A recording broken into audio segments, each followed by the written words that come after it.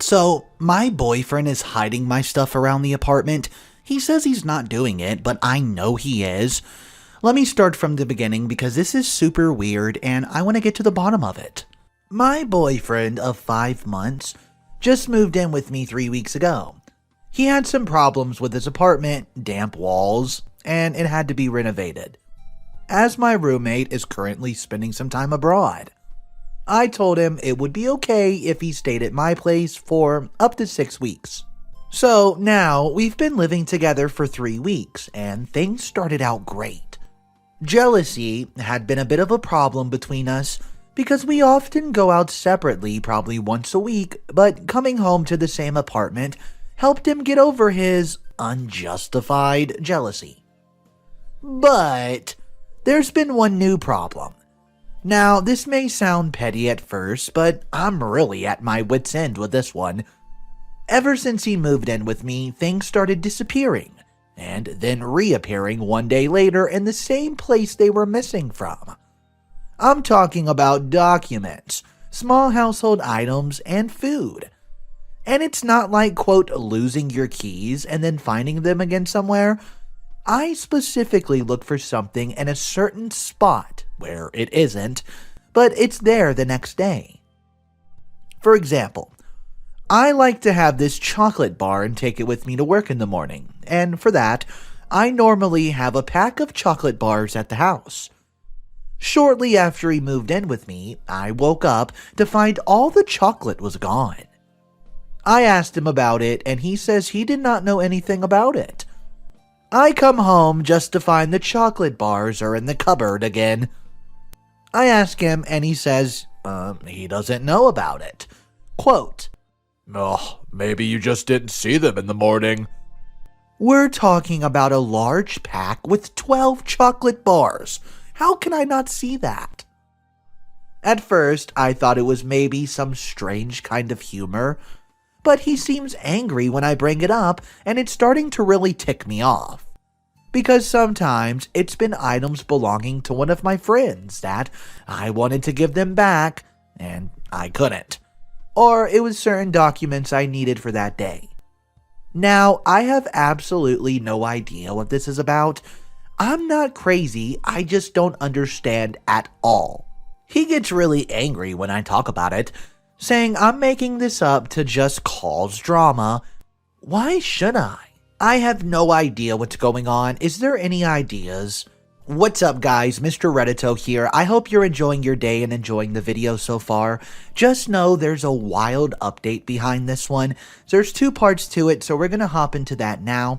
If you're not subscribed to the channel, please take a second right now to hit that subscribe button, as it deeply helps support the channel and the algorithm. Thank you. Here's your update. After I read about all the gaslighting, I ordered a nanny cam. Unfortunately, the delivery took 4 days, and after day 1, I already knew I could not be with him any longer. I wanted him out of the apartment ASAP, and with as little drama as possible. I told him that my roommate had gotten a really interesting job offer and would cut her vacation short, coming home in a week. So he had to move out. He was pretty angry, but I told him there was nothing I could do. My hands were tied. I also told him, as some of you suggested, that his landlord had to get him a place to stay, that he should call him. The next day, he told me that he talked to his landlord and he could move back into his own apartment the following weekend. The renovations had not taken as long as planned. At this point, I doubt the apartment ever had damp walls to begin with, but who knows. In the evening, he asked me if I wanted to move in with him because, quote, it works so well, and, quote, you don't like your roommate anyways. By the way, I never even said that. I told him sure, I would move in with him in June. He was pretty excited about it. While I was waiting for the nanny cam to arrive, there was one incident when something went missing. A book. A book that I had ordered from my dad over Amazon and wanted to bring him the next day. At least that's what I told my boyfriend. Of course, in the morning, the book was gone. I chose to ignore it, and he reacted quite strange to it. even asked me on my way out if I've taken the book with me. Why on earth would he ask that if he did not expect a reaction? I just said, what book? The book you're going to bring your dad. Oh, I don't know what you're talking about. In the evening, the book was on the desk again, of course, and I ignored it again. 2 hours later, he casually walks to my desk and says, "Ah, that's the book I was talking about." I just said, "Oh, that book." He seemed pretty angry for the rest of the evening. 2 days later, the nanny cam finally arrived. I set it up while he was at the gym, and again, when he was there, placed a letter I needed to work on my desk. I wasn't surprised at all when it was gone a few hours later and reappeared the next day. When I finally was alone at home, again, I could check the nanny cam evidence. I only saw what I already knew. He took the letter while passing the desk, put it in his gym bag, and put it in a bag a few hours later. However, as soon as I saw the evidence, I decided against confronting him. To be honest, I was scared of his reaction and had already decided to break it off as soon as possible. Also, the camera did not show me his motive, and I figured he probably would not tell me anyways. However, it frustrated me very much that I would probably never know why he did it, and on the last evening before he moved back to his newly renovated apartment, I told him I wanted to watch an old movie called Gaslight. Thanks for the tip, everybody. It's really a great movie. He sat with me through the whole movie, but was quieter than usual while I talked the whole time about how unrealistic the movie was and that he was obviously insane. I actually expected some kind of reaction from him, but he just sat there looking nervous. On Sunday, he took all his stuff back to his apartment. My brother had organized someone to come and change the locks, and as soon as that was done, I wrote my boyfriend a text telling him that it was over. I had no interest in being contacted again, that our breakup was final, and I thought it was very sad that he had to hide my things to keep the relationship interesting. Since then, he called me more or less non-stop, but I haven't picked up, and I won't. I know this isn't the most heroic or exciting ending. I could have confronted him with the video evidence, but instead I cowardly broke up with a text message. However, I really did not want to confront him and have a dramatic fight. I just wanted it to be over as soon and smoothly as possible. If there's anything I've learned from this, it's to not rush into a relationship. For the past 7 years, I've jumped from long-term relationship to long-term relationship. And I think it's time to stay single for a while and concentrate on my college classes. For now, I'm going to stay at my brother's for 2 or 3 weeks, and I should probably change my phone number. I'm sorry that I can't give you any insight on why he did it. It may have been a kleptomania, a prank, or messing with my stuff because something about me frustrated him. I'll probably never know. In all the text he sent me, it only says that he doesn't know what I'm talking about, and he never took my things. Alright guys, Mr. Reddito here, so you can let me know in the comment section down below what the heck you think's up with this guy. So, months later, there was actually one final update for this story. It was hard to find, it wasn't attached to the original post, but I have it right here, so let's hop into that final update. I'll try to keep this short. Unfortunately, my last update was locked, so I could not reply. In the past few weeks, I've gotten some messages asking if I'm okay or alive, so I thought I'd write an update. I'd love to give you all an overall happy update, but unfortunately, the breakup did not go as smoothly as I first thought it would. I never picked up when my ex called me and never wrote back to one of his countless messages. But I read most of them, and there was a certain shift in his messages after about 4 days, when he suddenly went from this, quote, I love you so much. I miss you so much. I don't know what you think I've done, but I can assure you I didn't do anything wrong. Whoever told you that is a liar. Please give me another chance." All the way to this message. "You're such a whiny beep. No wonder you can't hold up a relationship with anyone. I hate you, and there's no second chance for us no matter how much you wish for that. For your own sake, pray to not ever run into me again." I blocked his number later that same week, but had an overall bad feeling when some strange things happened. Some friends of mine called to ask if I'm okay, and they were all under the impression that I've broken up with him because I wanted to, quote, concentrate on my mental health. Twice, I came to work and everyone was surprised to see me because someone had called to let them know I wasn't feeling well enough for work. When I asked who it was, they said he told them he was my doctor.